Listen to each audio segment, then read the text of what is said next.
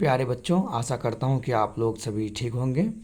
बहुत बहुत धन्यवाद हमारे साथ जुड़ने के लिए। तो आज मैं आप लोगों के लिए कक्षा 12 का विज्ञान अध्याय कक्षा 12 के विज्ञान अध्याय के रसायन शास्त्र से मैं आप लोगों को बहुत दिलचस्प वीडियो लेके आया हूँ। कृपया इस वीडियो को पूरा देखिएगा, क्योंकि ये आपको 12th क्लास का पहला चैप्टर का है और जो बच्चे बोर्ड एग्ज़ाम के लिए तैयारी कर रहे हैं उन बच्चों के लिए बहुत ही अच्छा ये वीडियो होगा। चलिए, आज मैं इस वीडियो में ठोस अवस्था के बारे में जानकारी लेंगे। तो प्यारे बच्चों, ठोस अवस्था के सामान्य अभिलक्षण के बारे में जो पदार्थ की 3 अवस्थाएं होते हैं, ठोस, द्रव और गैस, उसके बारे में तो आप लोग पहले से जानते हैं। चलिए, इसके बारे में कुछ ज़्यादा हम लोग जानकारी प्राप्त करते हैं। ताप और दाब की दी गई निश्चित परिस्थितियों में किसी पदार्थ इनमें से कौन कौन सी अवस्थाएं अधिक अस्थायी होती है, दो विरोधी कारकों में सम्मिलित प्रभाव पर निर्भर करता है कि यह अंतर आणविक बल को अंग्रेजी में IMF अर्थात इंटरमोलिकुलर फोर्स कहते हैं। तो बच्चों ध्यान दीजिएगा कि जो अंतराण्विक बल के अणुओं, परमाणु अथवा आयनों के समीप रखने की प्रवृत्ति एवं उष्मा ऊर्जा जिसकी प्रवृत्ति उनकी गति बढ़ाकर पृथक करने की होती है, उसमें से आपको 2 चीज़ पढ़ना बहुत ही इम्पोर्टेंट है। पहला है आपको पर्याप्त निम्नलिखित अवस्था में उष्मा निम्न प्रकार की अंतराण्विक बल और उन पे समीप देने की वे एक दूसरे के समान जो है एक दूसरे के साथ चिपक जाते हैं और निश्चित स्थितियां अध्यसित कर लेती है। जब भी अपनी मध्य स्थिति में चारों ओर दोलन कर सकते हैं तो पदार्थ ठोस अवस्थाओं में रहते हैं। और ठोस अवस्था के अभिलक्षण गुणधर्म निम्नलिखित है। वो गुणधर्म क्या है, ध्यान दीजिएगा प्यारे बच्चों। वो गुणधर्म है, मैं जूम कर दे रहा हूँ ताकि आप लोग इसको यदि आप नोट करना चाहें तो नोट कर सकते हैं। वे निश्चित आयतन के होते हैं, द्रव्यमान उनका निश्चित होता है, आकार निश्चित होते हैं।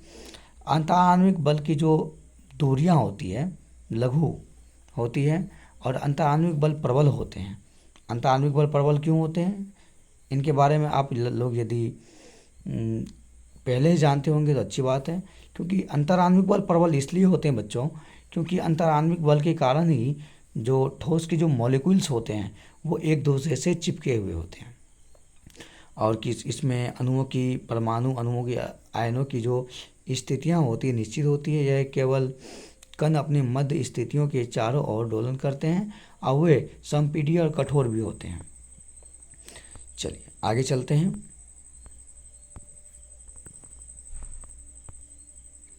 आगे है आपको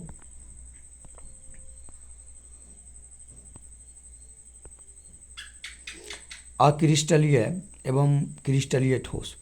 ध्यान दीजिएगा प्यारे बच्चों, अक्रिस्टलीय एवं क्रिस्टलीय ठोस जो है ये आपको जो अक्रिस्टलीय ये जो है आपको अक्रिस्टलीय ठोस की संरचना द्रवों के सदृश होती है, अर्थात अवयवी कण की अवस्था के अंतर के कारण दोनों प्रकार के ठोसों के गुण भिन्न होते हैं।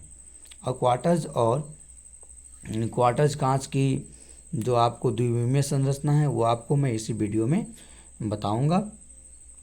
तो हम आगे बढ़ते हैं। अक्रिस्टलीय ठोस का वर्गीकरण किस प्रकार से होता है हम ध्यान देंगे। तो सबसे पहले अक्रिस्टलीय ठोस में जो आणविक ठोस होते हैं, आणविक का मतलब जितने भी ठोस होते हैं सभी ठोस में आयन होते हैं, इसीलिए वह इंटरमोलिकुलर फोर्स के द्वारा एक दूसरे से जुड़े हुए होते हैं। अध्रुवीय ठोस, आप लोग ध्यान दीजिएगा प्यारे बच्चों, जो बच्चे नए हैं और जो बच्चे पहले से हमारे पास इस वीडियो को देख रहे हैं तो वो बच्चों से मैं आग्रह करूँगा कि अभी आप लोग की 12th की बोर्ड एग्ज़ाम होने वाली है फरवरी में, तो आप लोग इस सभी पॉइंट को नोट कर लेंगे और याद करने की आवश्यकता नहीं है, क्योंकि साइंस एक ऐसी सब्जेक्ट है जिसमें आपको याद करने की आवश्यकता है ही नहीं, उसमें सिर्फ आपको थोड़ा सा बहुत पढ़ना पड़ेगा। तो ये जो सबसे पहला चीज़ है ये आपको जो है अध्रुवीय आणविक ठोस। तो अध्रुविक आणविक ठोस में सबसे पहले हम ध्यान देंगे क्या है, इनके जो अंतर्गत वे ठोस आते हैं, अर्थात अध्रुवीय आणविक ठोस के अंतर्गत वे सभी ठोस आएंगे जिसका जो है परमाणु जिसे उदाहरण में निम्न ताप पर आर्गन और हीलियम के बारे में आप जानते होंगे, अथवा अध्रुवीय सहसंयोजक बंधों से बने अणुओं उदाहरण के तौर पर निम्नलिखित ताप पर जो H2Cl2 और आपको I2 अर्थात जो आयोडीन है, ये सभी आपको आएंगे आणविक अध्रुवी ठोस में। उसके बाद है आपको ध्रुवीय ठोस। ध्रुवीय ठोस में जैसे HCl, हाइड्रोक्लोरिक एसिड, SO2 आदि पदार्थों के जो अणु है अध्रुवीय संयोजक बंधों से बने होते हैं। अध्रुवीय जो ध्रुवीय संयोजक बंधन होते हैं, जैसे उसमें जो आपको ऐसे ठोस के अणु अपेक्षाकृत प्रबल द्विध्रुव और द्विध्रुव अन्योन्याय क्रियाओं से एक दूसरे के साथ बंधे होते हैं। यह ठोस मुलायम और विद्युत के अचालक होते हैं, अर्थात जो आपको अध्रुवीय ठोस होंगे वो आपको नॉन कंडक्टर होंगे। तो अब है आपको हाइड्रोजन आबंधित आणविक ठोस।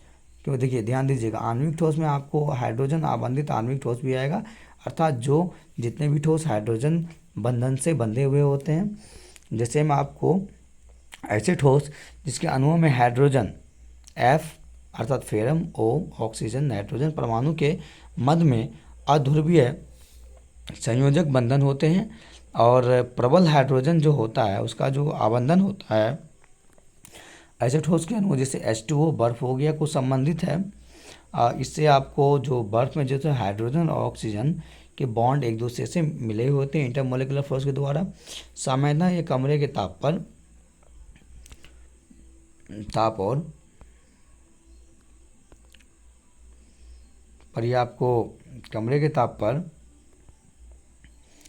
पर वाष्पशील अथवा ये आपको द्रव अवस्था में मुलायम होते हैं। तो इस वीडियो में बस इतना ही। आगे की जानकारी आगे की वीडियो में दी जाएगी।